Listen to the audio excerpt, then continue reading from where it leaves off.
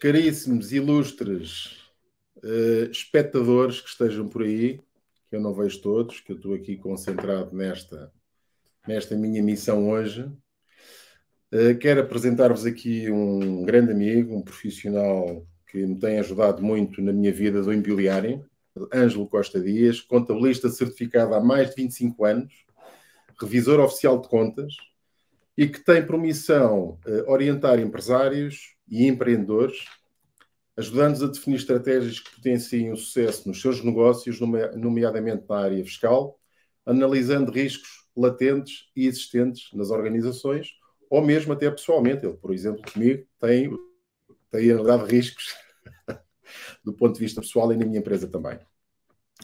É também o meu contabilista, o contabilista da nossa empresa, e é a pessoa a quem eu recorro quando tenho dúvidas acerca de toda a parte fiscal no imobiliário e dá muita assessoria aos nossos clientes também, muitos deles já fizeram, inclusivamente, precisamente este tema das mais-valias, que nós hoje vamos falar aqui com o Ângelo, e que recorreram ao Ângelo precisamente para ou tirar esclarecimentos ou até mesmo para tratar de todo esse processo. Ângelo, obrigado por teres aceito o nosso convite. Gosto muito de ter aqui comigo. E vamos, sem mais demoras, aqui para aquelas perguntas que interessam às pessoas, não é?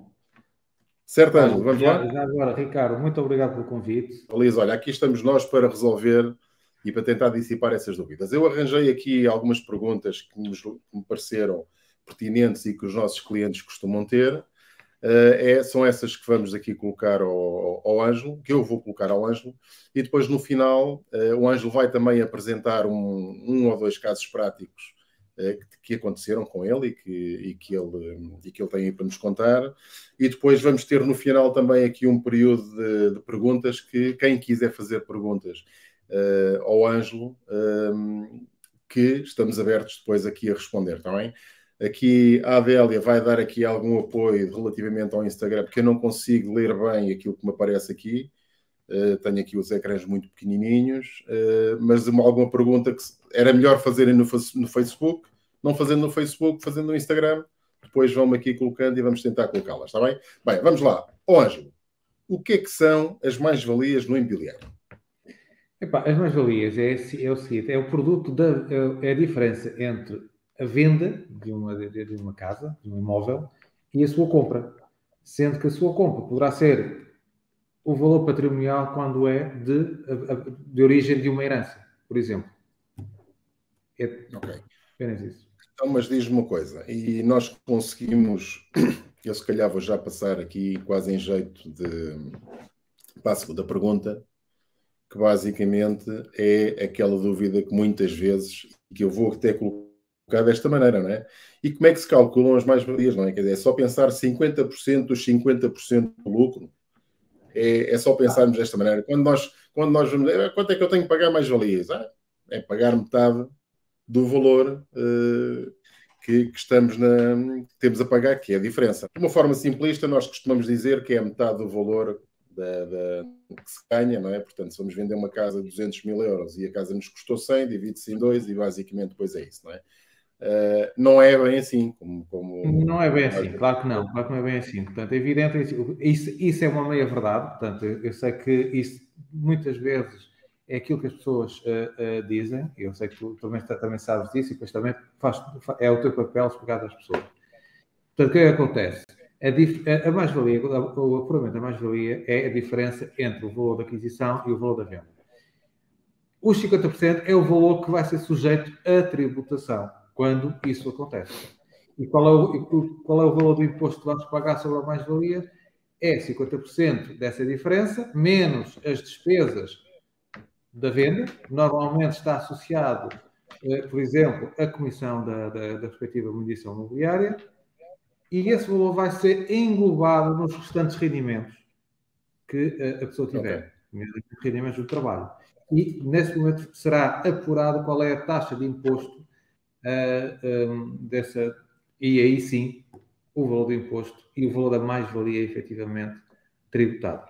Mas, na realidade, o valor que é tributado são 50% desta diferença deduzido das despesas. Muito bem.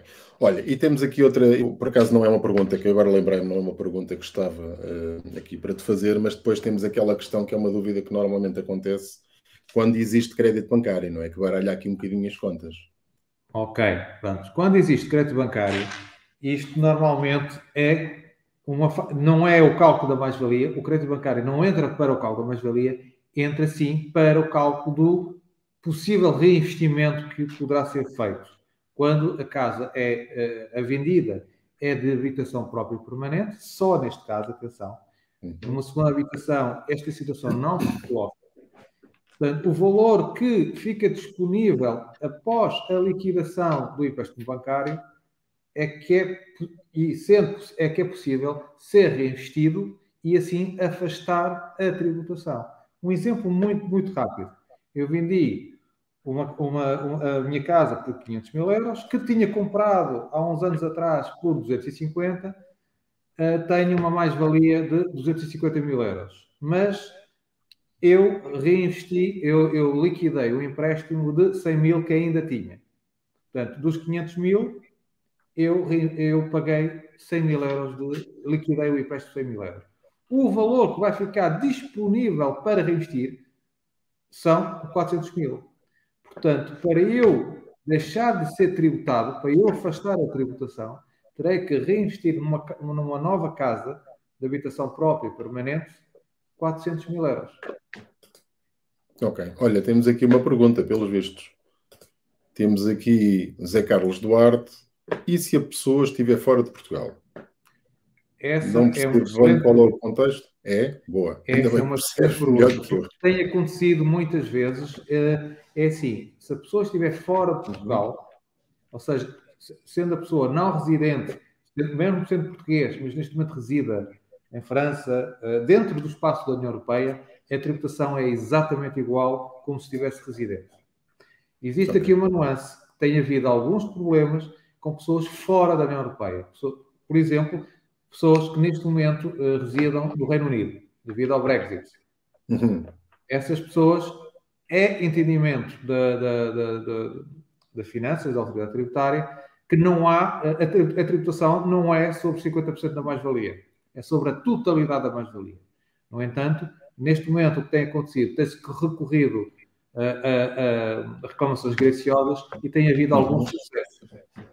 Porque, no fundo, é uma questão de injustiça perante as pessoas que são residentes em França para com as pessoas que são residentes no Reino Unido.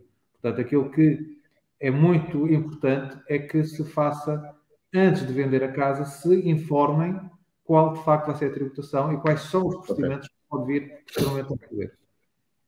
Pronto, muito importante, realmente. Isto, nós temos clientes estrangeiros, não é? Muitos na agência, e não estrangeiros, portugueses residentes fora, e sim, esta é então uma informação muito importante. Nós já tínhamos falado nisto há uns tempos, Ângelo. Lembro-me desta conversa entre nós, num caso que agora não temos um cliente vosso que veio ter comigo, e de facto ele neste momento é residente na Arábia Saudita. Exatamente, era pelo Peter. E está-se a colocar essa questão, neste momento está-se a fazer o processo de reclamação graciosa para afastar, ou seja, não é para afastar, para que sejam aplicadas as mesmas regras da tributação de apenas 50% da mais-valia.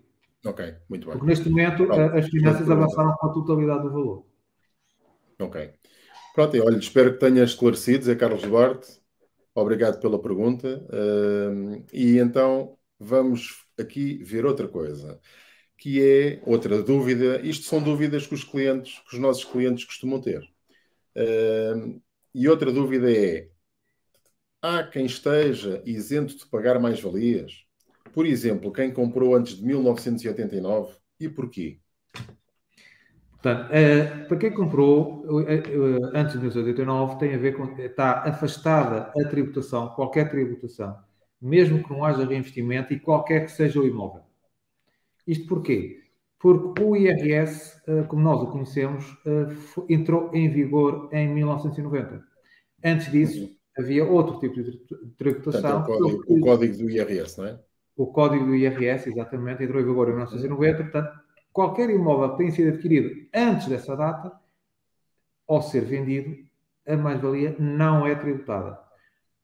No entanto, isto não quer dizer que não tenha que ser declarada. Portanto, existe no IRS um anexo que é o anexo G1. Portanto, é declarada, no entanto, não tem mais-valia, não paga imposto. Outra dúvida que é se em vez de uma casa, tiver vendido um terreno para construção, a isenção abrange terrenos adquiridos antes de 9 de junho de 65. Portanto, os terrenos até é um bocadinho mais antigo, não é? Um bocadinho exatamente, antes, não é? Exatamente. Pronto, existe também depois aí, eu julgo que vais falar a seguir também daquela situação da construção, não é? É um dos casos que tens para falar. Sim, é um caso prático, por acaso é um cliente meu que tem essa questão. Já lá vamos. Vamos aqui encadear isto. Bem, então, relativamente à outra pergunta, é uma dúvida que costumam ter. Então, mas eu comprei a casa há 40 anos e tenho que pagar mais-valias.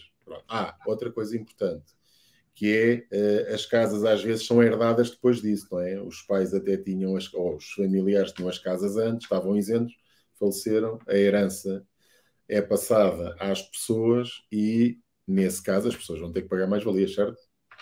Com certeza, é claro que sim. Portanto, o valor, neste caso, quando isso acontece, o valor da aquisição é o valor patrimonial à data da herança. Normalmente, e como é que se vai buscar esse valor?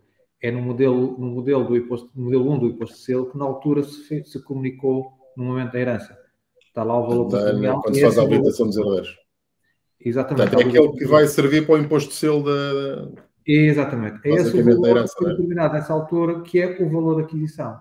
Mas, para além disso, e é o que vai aqui, quais são as despesas? É assim, é muito importante, isto normalmente as pessoas têm sempre dúvidas.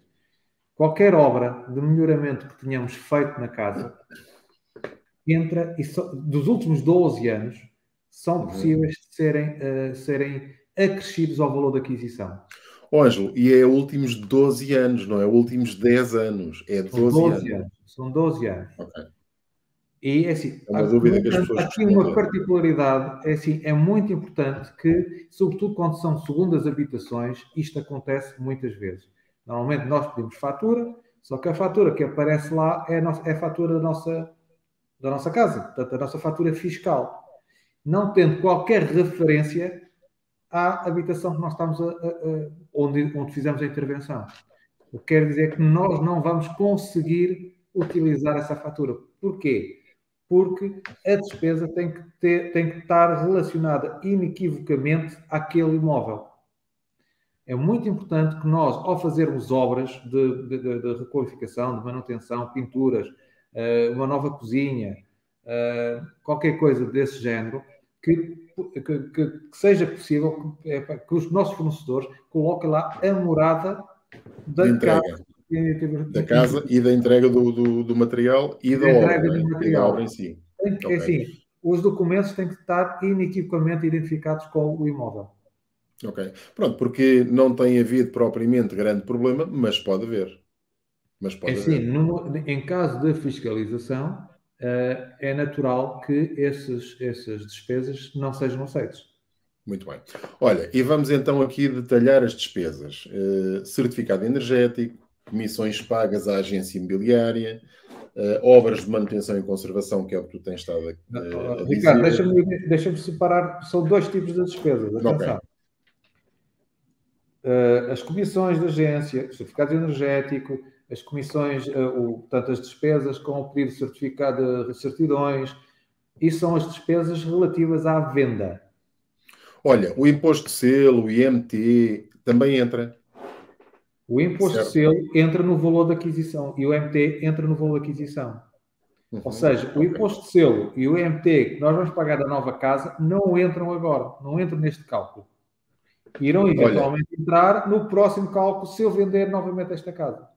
É precisamente aqui a dúvida ou a pergunta do Daniel Silo, que pergunta: o valor a reinvestir para não pagar mais-valia inclui o valor de comprar nova casa, incluindo IMT, o imposto de selo.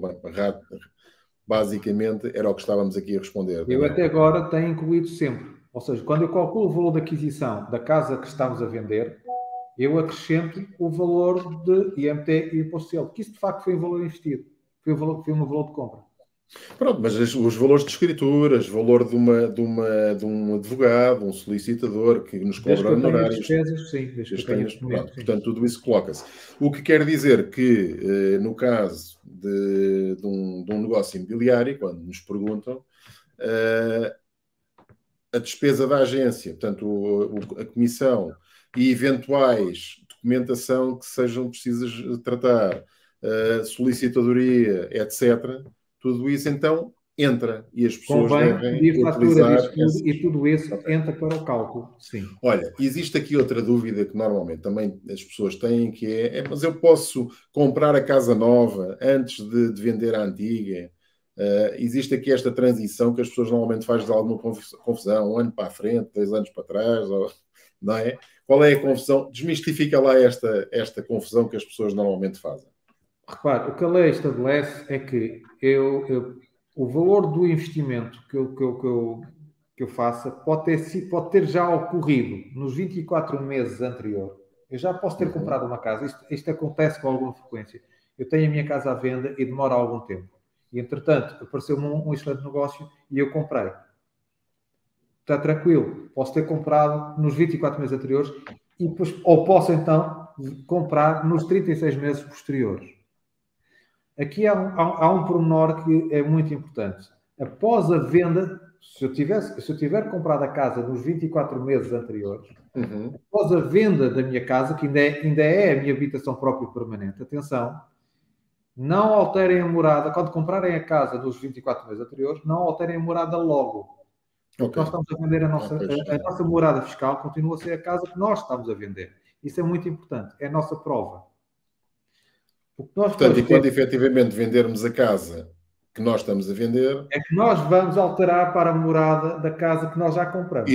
Pronto, e tudo isso se justifica no ano a seguir na apresentação, que é o tal ano a seguir, na apresentação das mais-valias, e conseguimos então fazer essa transição. Isto é, pronto, é muito importante. Aqui uma coisa, Ricardo. Diz.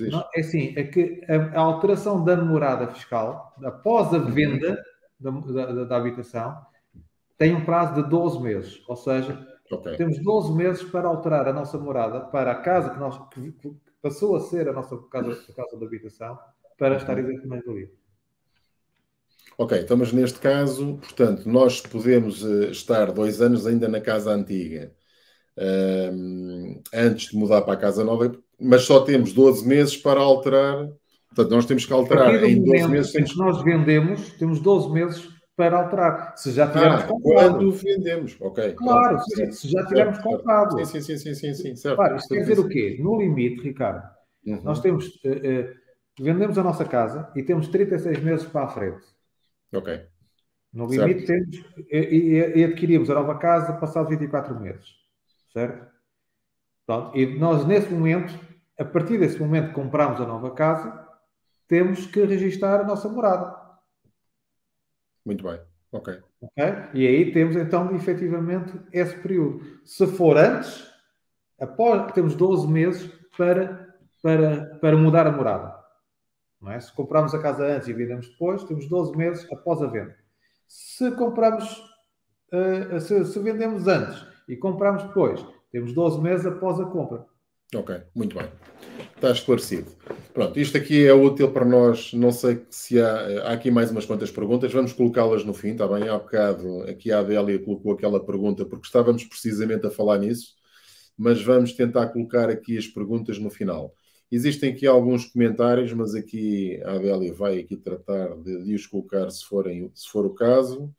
Não vou estar a preocupar-me com elas. Vamos para a última pergunta que tenho para ti, Ângelo, que basicamente é uma dúvida que me surge muito e nós estamos inclusivamente envolvidos com algumas vendas de pessoas com alguma idade, para mais de 65 anos, e isto é muito importante esclarecermos, que é, eu sou reformado, tenho mais de 65 anos, tenho que pagar mais-valias?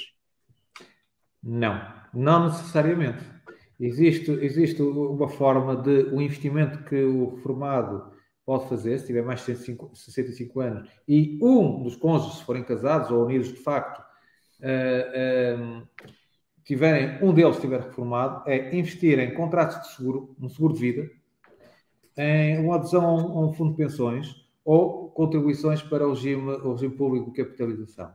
Vamos nos focar apenas aqui nestes dois primeiros, um contrato, um seguro de vida ou um PPR. Pode investir o valor de realização. Da mesma forma, tal e qual como nas mais-valias, eu vendi a minha casa por 500 mil euros e tenho que investir o valor de realização. O valor de realização é precisamente esse. Se não houver um empréstimo à habitação, reduzido será o valor líquido. Agora, para isto acontecer, tem que ser cumpridas diversas condições cumulativamente. É assim, de facto estar reformado, ter mais de 65 anos e, muito importante, esse seguro de vida ou esse PPR não pode ser logo passado, como é que é dizer, resgatado passado 2, 3 anos. Existe um limite máximo que é 7,5% anualmente, durante um período de 10 anos. O que quer dizer que o investimento tem que ser por um período mínimo de 10 anos e eu só posso resgatar 75% do Bom, total. então deixa-me lá ver se eu consigo perceber. Portanto, eu sou reformado, tenho 65 anos ou mais, quero ir viver para por exemplo, uma tendência enorme neste momento em países nórdicos da Europa, por exemplo, norte da Europa, mas e nos Estados Unidos então está a ser uma tendência enorme. As pessoas vendem as suas casas de uma vida, os filhos estão orientados, vendem as casas, conseguem aqui um bom capital e vão para um resort ou para uma residência sénior. Não vão comprar casa nenhuma, vão pagar uma mensalidade, vão pagar e vão viver daí, não é? Neste caso, quer dizer, do caso prático, quer dizer que eu consigo pegar, eu vendo a casa, por exemplo, por 1 milhão, consigo investir, ou eu vou ler aqui porque preciso aqui de ajuda, ou num seguro tipo um PPR, ou num fundo de pensões, ou até na contribuição para o regime público de capitalização, não é? E com esse investimento que eu faço num destes produtos, não sei se posso chamar produto, eu consigo receber até 7,5% desse milhão, não é? 75 mil euros. 75 mil euros por ano, que dá para uma mensalidade boa, diria, não é? Daria um bom rendimento para a pessoa poder viver tranquilamente em qualquer lado, neste caso sem comprar casa, e eu estou a referir-me sem comprar casa, e ao fim de 10 anos, se ainda lá tiver dinheiro disponível, consegue levantar o dinheiro e não paga mais-valias. Portanto, isto é uma maneira espetacular de resolver uma questão. Muita gente, aliás, eu já vendi uma casa para uma pessoa precisamente nestas condições, a fazer exatamente isto. Não ia comprar casa, não ia reinvestir em casa, e foi exatamente esta a dúvida. E estamos, neste momento, envolvidos com mais clientes nossos, estamos, neste momento, a vender casas de pessoas nessas condições. Em princípio, uma delas vai reinvestir, mas pode eventualmente acontecer isto. Portanto, isto é, como eu disse, certo? É exatamente isso. Ou seja, esse milhão, ele pode, num período de 10 anos, levantar 75 mil euros, o que dá 750 mil por euros. Ano. Por ano. Exato, por ano, 75 mil euros por ano, no máximo. O que dá que, pronto, ok, pode ter uma vida confortável sem pagar mais valias. Ok, muito bem. Portanto, seria aqui uns troquinhos jeitosos para viver mensalmente e muito bem. E é uma forma muito boa e que normalmente as pessoas não sabem disto. Ângelo, neste momento, em termos de perguntas, isto eram aqui, para não estarmos aqui também durante muito tempo, eram as perguntas que eu tinha aqui para te fazer rapidamente. Agora, tens algum caso que seja interessante de explicar? Já vamos aqui com 27 minutos, olha, afinal, nós espalhámos-nos aqui um bocadinho, mas olha, espero que esteja a ser produtivo. Aqui uma pergunta do Rui Santos. Pois está. A isenção só se aplica à habitação própria permanente? Sim. Esta isenção do reinvestimento aplica-se à habitação própria e permanente.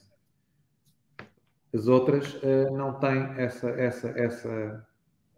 essa benesse. Portanto, é mesmo só habitação própria e permanente. Exatamente. Então, vamos passar então, vê lá, Ângelo, muito rapidamente aí um caso que seja interessante de contar. Não, é assim, aquilo que eu queria explicar, é um caso que me surgiu aqui há pouco tempo.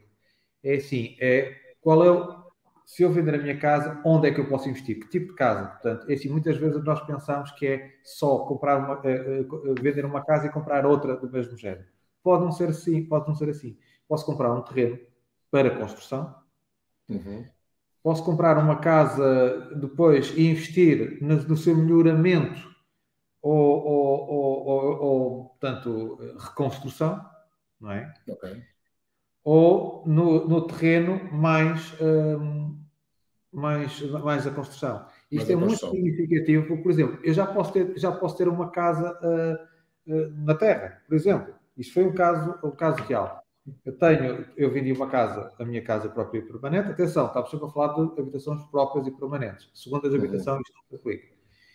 Eu tinha comprado já uma casa, que por acaso era uma casa de férias, mas Ok. quero requalificá-la para ser a minha habitação própria e permanente.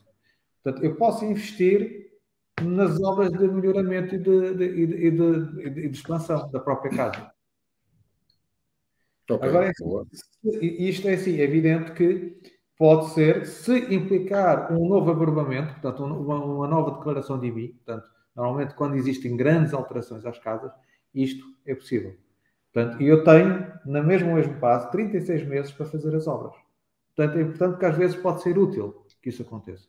Numa casa que eu Olha, já então, tenho, mas neste nas obras. caso, eu vendo a minha casa, quero comprar um terreno, compro um terreno, tenho que fazer projetos, demora um projeto um ano, um ano não, sim, aprovação e tudo, demora um ano, e depois vou construir, demora-me tipo 2 anos e meio, vamos imaginar, assim, por parvoíce. Sai fora desse prazo. Como é que se resolve isto? Ora, é assim, o prazo de investimento termina 36 meses após. Portanto, aí já estarias fora. Portanto, o que se considera aqui é que só pode ser considerado reinvestimento até 36 meses. Termina aí. O que Portanto, nós acontece temos depois, mesmo que conseguir fazer tudo nesse período.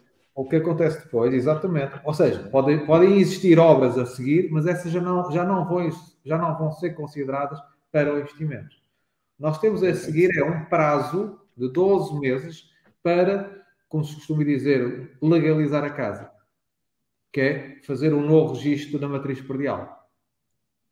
Okay. Portanto, nós temos então mais 12 meses, ou pode ir até 24 meses após os 36 meses para registar a casa. Ok, muito bem. Onde aí podem colocar mais algumas despesas. Então, Não, muito as despesas importante. já não entram. As Já não despesas é. terminaram lá atrás. É só o prazo para registar a nova matriz. Muito bem. Então, recapitulando, vendo a casa, tenho uma casa de férias que não é, que é secundária até essa altura, posso transformá-la em habitação permanente e não só fazer obra, faço melhoramentos e todo o investimento que eu lá faço, eu consigo justificá-lo no Exatamente. reinvestimento. É isso? Exatamente. Olha, muito bom. E é uma questão aqui muito interessante e importante para as pessoas. Muito importante que isto no ano da venda da casa, isto tem que estar declarado a intenção de reinvestimento na declaração de IRS. Ok. Muito bem. Bem, de qualquer forma, olha, temos aqui umas quantas perguntas. Vou pedir aqui à Adélia que comece a colocá-las. Olha, essa dica é uma dica importante. Ainda no outro dia tive essa pergunta. Exatamente assim, que vamos comprar um terreno, como é que fazemos e construir? Como é que se faz, não é? Olha, é alguém que eventualmente vai falar contigo dentro de algum tempo, mas pronto. Olha, temos aqui a Lourdes Botelho que pergunta: e mais-valias de terrenos, como funciona? As mais-valias de terrenos são consideradas de não habitação própria permanente. Portanto, mais-valias de terreno também são mais-valias normais de qualquer habitação. Estão a ser tributadas de uma forma normal.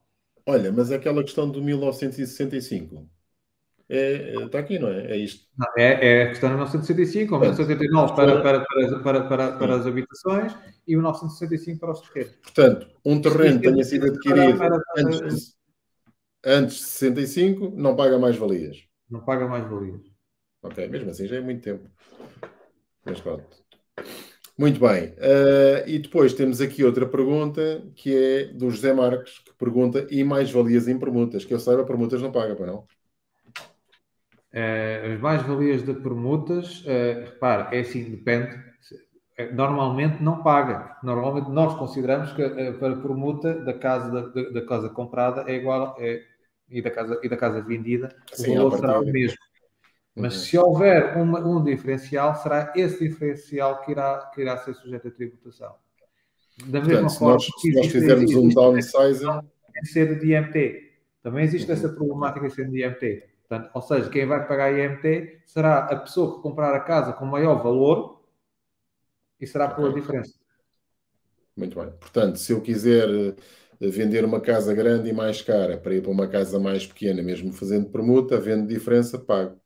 Exatamente, exatamente. Ok. Eu comprei uma casa por 100 mil, por troca de uma casa que me custou 50 mil. Normalmente esse valor, repare, a regra é sempre a mesma. Sim, é sempre a mesma. Okay. Porque assim, uma permuta são dois, é uma compra e uma venda feita em simultâneo. Pois, sim, claro. Há aqui uma troca, mas se havendo lucro, é Havendo sempre lucro, igual. vai haver mais-valia. Agora, é evidente que é assim, quando nós pensamos em permuta, pensamos logo, não, ele está a permutar exatamente pelo mesmo valor. Nesse caso, então, se ele vendeu e comprou uma por igual valor, claro que isso faz match. Sim, ao superior, claro. Muito bem. Mas isto é atenção, E estamos a temos falar aqui... da própria permanente sempre. Sempre, habitação própria Se não permanente, for, sempre. paga mais-valia. Claro. Vanessa, qual o modelo que preenchemos no IRS para declarar as mais-valias? Anexo G. No caso do imóvel anterior a 89, que não tem, que está isento de mais-valias, nesse caso é o anexo G1. Exatamente. Certo? Muito bem. Certo, exatamente. Ok. Adélia, há alguma pergunta mais? Não estou a ver aqui mais perguntas, eu não consigo ver aqui no Insta. Eu julgo que não há muito mais perguntas. Nós estamos aqui nos 34 minutos. Nós passamos aqui um pouco pelas dúvidas mais recorrentes que nos colocam. O Zé Marcos já estava respondido e para já, não, olha, já diz aqui, para já não há mais perguntas. Bem, o que é que eu quero dizer? Quero dizer que o Ângelo é uma pessoa, é um especialista nesta matéria, é uma pessoa que nos ajuda bastante a nós e aos nossos clientes. Nós temos enviado para o Ângelo várias referências de clientes nossos, e inclusivamente o Ângelo tem dado seguimento a vários processos que vêm da nossa parte. Uma das mais-valias do serviço que nós também prestamos aos nossos clientes, é precisamente termos algumas pessoas, parceiros que nos fazem, que nos dão apoio em algumas situações. Esta é das mais utilizadas. E quero dizer que o Ângelo é realmente um especialista nesta matéria, e quem tiver alguma questão que seja necessário ou no ano seguinte resolver e colocar o IRS, incluindo mais-valias, etc., o Ângelo é uma pessoa que ajuda nesse sentido, e até a conseguir ir buscar aquelas despesas que nós não sabíamos que podíamos utilizar, não é? Às vezes despesas tão simples como uma comissão avultada de uma agência imobiliária, não é? Não sabem que, em vez de pagarem às finanças, que nos podem pagar a nós, mas que as finanças não fazem o serviço que nós fazemos, que é encontrar os compradores e toda a promoção que fazemos da sua casa. Portanto, fica a saber que é assim que funciona e que o Ângelo é uma pessoa a quem nós recorremos e que vos pode ajudar a todos. Eu não tenho mais, Ângelo, não tenho mais nada para te perguntar, senão também vamos aqui... espera aí, ainda temos aqui perguntas? Pronto, temos aqui, aqui o Correia que pergunta como é que não pagar ao Estado? Existe algo? Deve ser alguma forma, é isso? Olha, é fugir, desaparecer, pronto. Aquilo que eu costumo dizer é assim, existem duas coisas que são inevitáveis na vida. Morte e impostos. Morte e impostos. Portanto, impostos é assim.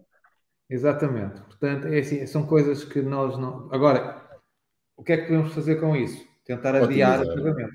Tentar adiar o máximo. E otimizar, não é? E otimizar, basicamente. Muito bem. É adiar e otimizar. Ângelo, obrigado pela tua disponibilidade, agradeço-te imenso. Eu gostei muito de estar aqui a conversar contigo.